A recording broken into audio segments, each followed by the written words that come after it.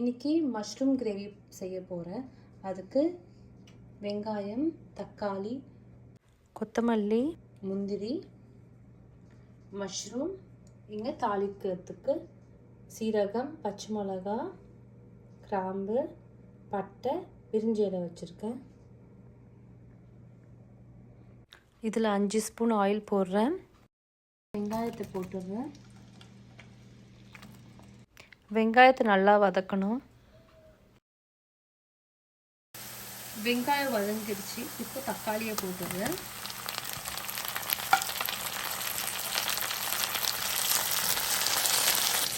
இதில் இஞ்சி பூண்டு போடுறேன்.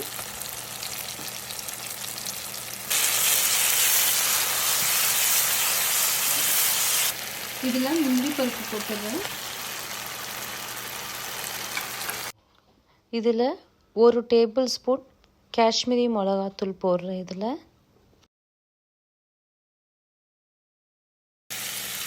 இதில் கொத்தமல்லி போட்டுடுறேன்.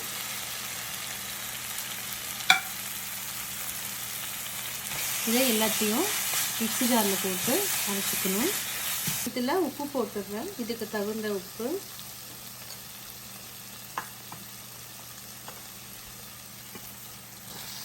இதை ஆற வச்சுட்டு அரைச்சிக்கலாம்.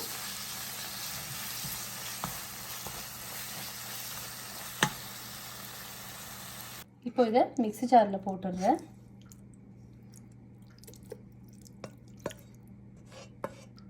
இதை அரைச்சிக்கலாம்.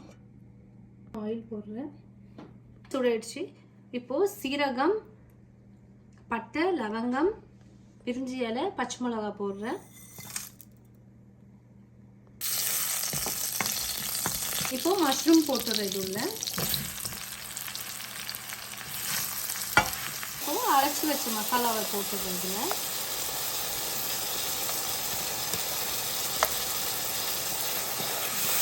மிக்ஸி ஜாரில் தண்ணி ஊற்றி அதையும் கழுவிட்டு இதில் போட்டுருங்க. இப்போ மிக்ஸி ஜாரில் தண்ணி ஊற்றிட்டு இந்த மசாலாவெல்லாம் இதில் ஊற்றிடலாம்.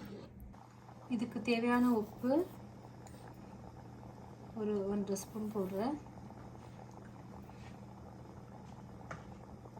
கொஞ்சம் கரம் மசாலா, ஒரு சின்ன ஸ்பூனில் ஒரு 1/4 டேபிள் ஸ்பூன் கரம் மசாலா.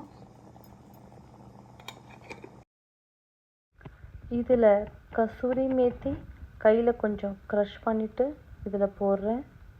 கொஞ்சம் சீரகத்தூள். இப்போது 3 நிமிஷம் நல்லா கொதிக்குது. இதில் பட்டர் கொஞ்சம் போட்டுட்டு கொத்தமல்லி போட்டுட்டு இறக்கிறேன்.